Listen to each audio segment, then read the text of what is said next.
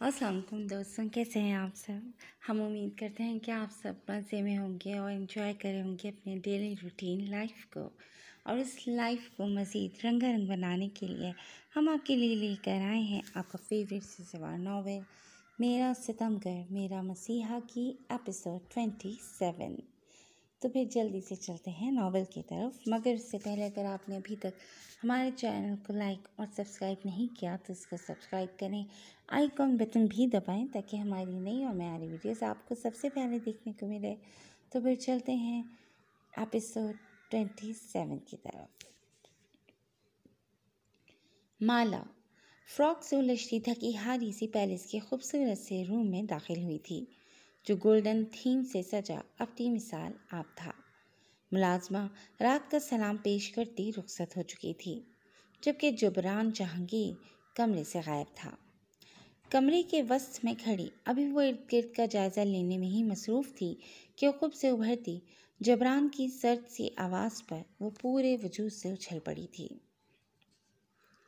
Dressing room उस तरफ है, तुम आराम से चेंज कर सकती हो। अब से तुम तक का सफ़र वो बहुत सरमोरी से तय कर गया था। माला कंधे उचकाती ड्रेसिंग रूम में गायब हो गई थी, जबकि नाइट गाउन में मलबूस सोफ़ा कम बेड पर नीम दराज ग्लास विंडो से नज़र आते तारीक आसमान को घूरता वो सिगार सुलगाए सोचों में महव था। जब ही खटके की आवाज़ पर महवत में दरार पैदा हुई थी। माला हमदानी, अगर शर्जील अहमद से इतना ही इश्क था कि निकाह वाले दिन अपने शौहर को नज़रअंदाज करके उसकी उदासी महसूस करती अपनी खिदमत पेश करने पहुंच गई थी, तो मेरा इंतखाब क्यों कर किया तुमने? साहब का हालत में मौजूद वो बला की सख्ती लहजे में समोए बाज वर्ज पर उतर आया था, जबकि बेनियाजी से अपने बाल संवारती माला के चेहरे का रंग फक हो गया था। ये आप क्या कह रहे हैं? पहली बार उसकी ज़बान लड़खड़ा सी गई थी, जबकि मुकाबिल के ठंडे बर्फीले तासुरात में कोई तब्दीली रौनमा नहीं हुई थी। यही कि इश्क में जुदाई का रास्ता इख्तियार करने की कोई ख़ास वजह? मुकाबिल शख्स हद से ज़्यादा काइया इंसान था, जब ही मौके की नज़ाकत का फ़ायदा उठाता भिगो भिगो कर मार रहा था।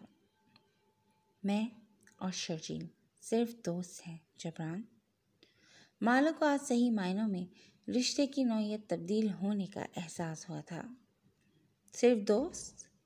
शर्जील अहमद को निहारती तुम्हारी आंखों में पनपती हसरत मेरी आंखों से हरगिज़ भी मख्फी नहीं थी। माला जबरान जहांगीर एक झटके से निशिस्त छोड़कर रूबरू आता, उसका सख्त हाथ अपने आईनी गिरफ्त में कैद करता वजली सर्द लहजे में धाड़ा था।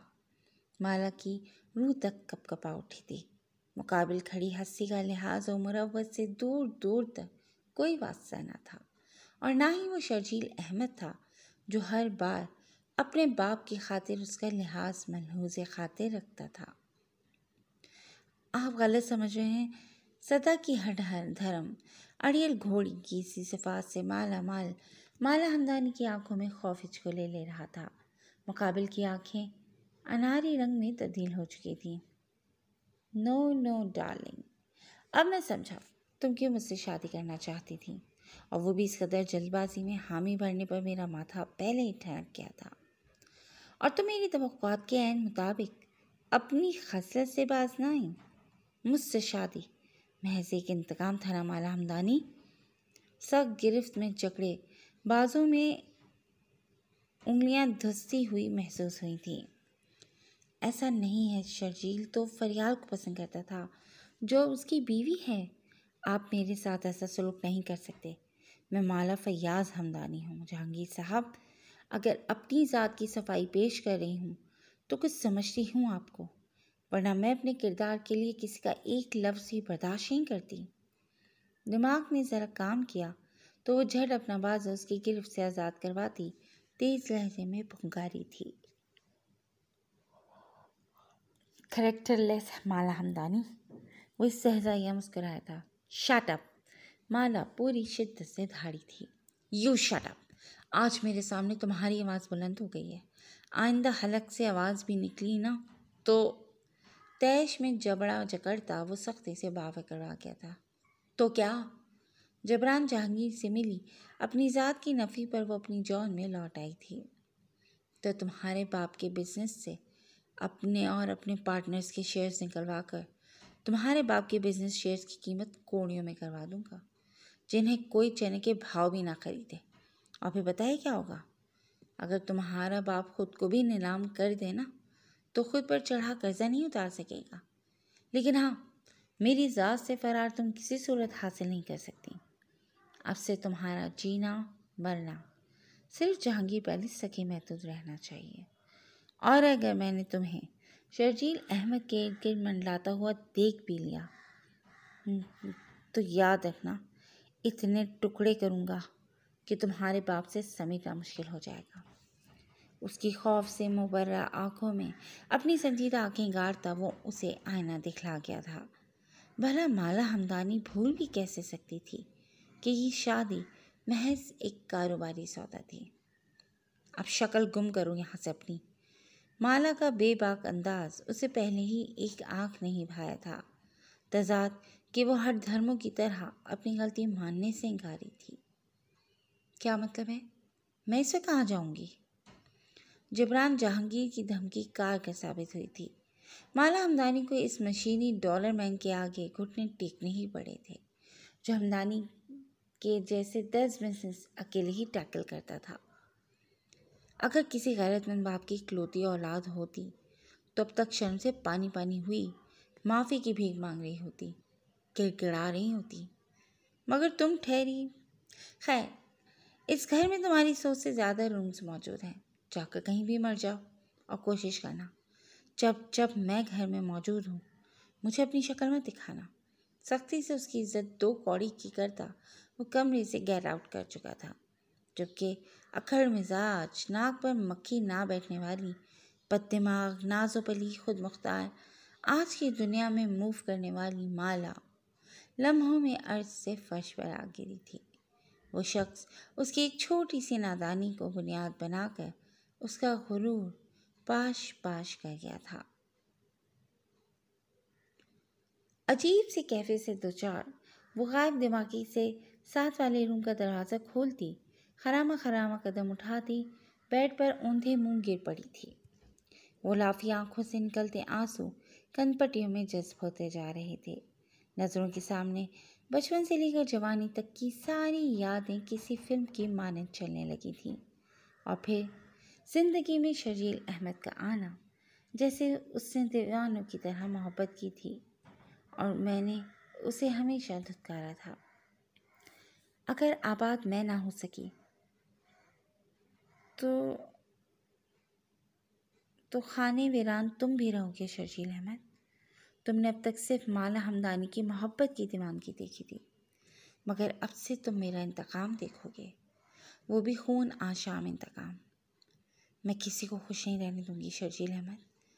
मनोमन कयास करती माला की दिल में नफरत मजीद अपने पंजे गाड़ती एक तनावर दरक का रूप इख्तियार कर चुकी थी। बेड पर पड़ी वो बुलंद बांग चीखों से रो पड़ी थी। अब इस नफरत में वो मजीद खुद को बर्बाद करने वाली थी, या फिर बहुत सी जिंदगियां, उसका फैसला तो वक्त नहीं करना था। दूसरों का बुरा चाहने वालों के साथ किस्मत कभी कोई अच्छा खेल नहीं खेलती, और उसकी जिंदा मिसाल माला हमदानी थी, जो मोहब्बत से दीवानगी और फिर दीवानगी से इश्क की मंजिलें तय करती, बिलाखिर इंतकाम की आग में अंधी दूसरों के लिए घड़ा खोदती वो खुद उस गड्ढे में गिरती जलकर खाक सर खाक हो गई थी। प्लेन पाकिस्तान की शनासा हवाओं में लैंड कर चुका था। एयर होस्टेस मुसाफिरीन से उतरने के लिए इल्तमास कर रही थी, जभी वो चौंक कर होश में आई थी। गोद में मौजूद माला हमदानी की 5 माह की बेटी भी अब बेदार हुई अपनी माँ को बड़ी बड़ी आंखों से टुकर टुकर देख रही थी, जिसका चेहरा बिल्कुल सपाट था। जबकि प्लेन तकरीबन खाली हो चुका था, वो हड़बड़ा कर निश्चित छोड़ चुकी थी। इंग्लैंड से पाकिस्तान का तवील 8 घंटों का सफ़र कब ख़त्म हो गया था उसे पता ही नहीं चल सका था। बिलाखिर आज वो पूरे 5 साल बाद पाकिस्तान की हवाओं में सांस ले रही थी, जहाँ से शुरू हुई कहानी का एक भयानक दी एंड हुआ था। मगर किस्मत के लिखे और वक्त के चक्कर को कौन रोक सकता है। वक्त घूमकर फिर वहीं आन ठहरा था जहाँ से इस सफ़र का आगाज़ हुआ था। हमदानी हाउस के बड़े से हॉल में कदम रखते ही एक ज़बरदस्त खांसी का फंदा सा लगा था। सफ़ेद चादरों से ढकी चीज़ों पर एक दुख भरी निगाह डालती वो भागकर किचन में गई थी, मगर आबाद घर का किचन आज वीरान पड़ा हुआ था। वो खास कर लाल पड़ती याद आने पर बैग से बच्ची के लिए रखा गया पानी का बोतल निकाल कर ही मुंह से लगा गई थी। गटागट पानी चढ़ाती वो हलक में फंसे आंसुओं को भी पी गई थी। रुखसारों पर फिसलते आंसुओं से वो हमदानी हाउस पर एक निगाह डालती अपने बाप की तस्वीर के ऐन मुकाबिला खड़ी हुई थी। एक दिलसोज मंजर निगाहों के सामने छन से लहरा गया था जब उसका बाप एक मजबूर बाप की तरह जिब्रान के सामने आंस लगाए बैठा था। हमदानी, शुक्र करो कि मैंने तुम्हारी इस आवारा बेटी को रहने के लिए इज्जत की छत दी हुई है, वरना ये तो इस काबिल भी नहीं कि मैं उसे अपनी मुलाजमा रखूं। लहजे में हद दर्जा नफरत समोए वो तकब्बर से बोला था। सुर्ख चेहरा लिए बैठी माला की आंखों में इस तस्वीर पर आंसू आ गए थे। जबरान, शर्जील से मोहब्बत माला की बेवकूफ़ी थी और जवानी में तो इंसान से ऐसी गलतियाँ हो ही जाती हैं। बेटा अब ऐसा कुछ नहीं है, ये तुमसे बहुत मोहब्बत करती है। हमदानी साहब माला पर एक तेज़ निगाह डालकर मतवाज़न लहजे में बोले थे। सीधी सी बात है, मैं मज़ीद आपकी जाहिल बेटी को बर्दाश्त नहीं कर सकता। आए दिन मेरे बिजनेस पार्टनर्स की वाइफ से लड़ाई झगड़ा शुरू कर देती है। अपने डर्टी माइंड की डर्टी थॉट्स की बिना पर इल्ज़ाम तराशी करती है। सबको अपनी तरह समझती है, आपकी कैरेक्टर लेस बेटी। जबरान लहजे में नागवारी समोए हकारत आमिज़ लहजे में बोला था। मैंने इसे समझा दिया है, अब ये कोई ऐसी वैसी हरकत नहीं करेगी। और बेटा तुम इसे थोड़ा वक्त तो दो, अभी शादी को साल ही कितने हुए हैं। वो इल्तिजाइया लहजे में गोया हुए थे। वक्त ही दे रहा हूँ आपकी बेटी को। ज़रा पूछें इससे कि शादी के 1.5 साल में इसने 150 बार शर्जील अहमद से रब्ता करने की कोशिश क्यों की। बस अब मैं मज़ीद नहीं बर्दाश्त कर सकता ऐसे। मेरी नाक के नीचे न जाने ये क्या क्या गुल खिला रही है ये औरत। माला का जवाब दे गया था। मेरा किया सब नज़र आता है और ख़ुद जो एक वक्त में 10 अफेयर चला रहे हो वो नज़र नहीं आता तुम्हें। जबरान जहांगीर, अरे तुम क्या मुझे छोड़ोगे, मैं खुद तुम्हें छोड़ती हूँ। माला ने चीख कर उसे आईना दिखाने के साथ साथ अपना फैसला सुनाया था। हमदानी साहब का हाथ पहली बार हवा में बुलंद हुआ था और माला की बोलती बंद करवा गया था। खामोश हो जाओ और मेरी एक बात कान खोल कर सुन लो। तुम्हारा जीना मरना अब से यही है। तुम हरगिज़ मेरे साथ पाकिस्तान वापस नहीं जाओगी, कुछ दिनों के लिए भी नहीं। सख्ती से माला को डांट डपट कर जबरान को समझा बुझाकर बहुत मुश्किलों से दोनों को साथ रहने पर कायल करने में कामयाब वो उसी रात दुबई जाने वाली फ़्लाइट में रवाना हो गए थे, जो मंजिल पर पहुंचने से कबल ही ढेरों मुसाफिरीन की अनगिनत अधूरी ख्वाहिशात लिए आखिरी सफ़र साबित हुई थी। उस रात माला हमदानी दुनिया में मौजूद अपना वाहिद सहारा, अपना बाप भी खो चुकी थी। वो दिन था और आज का दिन। माला ने कभी शर्जील अहमद से रब्ता करने की कोशिश नहीं की, ना ही फिर कभी वो वापस पाकिस्तान आई थी। खामोशी से हर ज़्यादती बर्दाश्त करती वो 5 साल इस मेंटल शख्स के साथ गुजार चुकी थी और 5 माह पहले उसकी ज़िंदगी में एक खूबसूरत इजाफा उसकी बेटी का हुआ था। अब उसे जीने का मकसद मिल चुका था। वो मुस्कुराने लगी थी, मगर शायद किस्मत को कुछ और ही मंजूर था, जब ही वो आज पाकिस्तान वापस आने पर मजबूर हो गई थी। अंजलना की दूध के लिए बिलकती आवाज़ पर वो सर झटक कर सो चुके महफल से बाहर निकली थी। ये यादें कर्बनाक ज़रूर थीं, मगर अब ज़िंदगी का सरमाया हयात बन चुकी थीं। मगर अब जिनसे पीछा छुड़ाना आसान हरगिज़ नहीं था। जी फ्रेंड्स, आज के लिए बस इतना ही, लेकिन कहानी अभी जारी है। तो जनाब, आज की एपिसोड में आने वाला ट्विस्ट आपको कैसा लगा?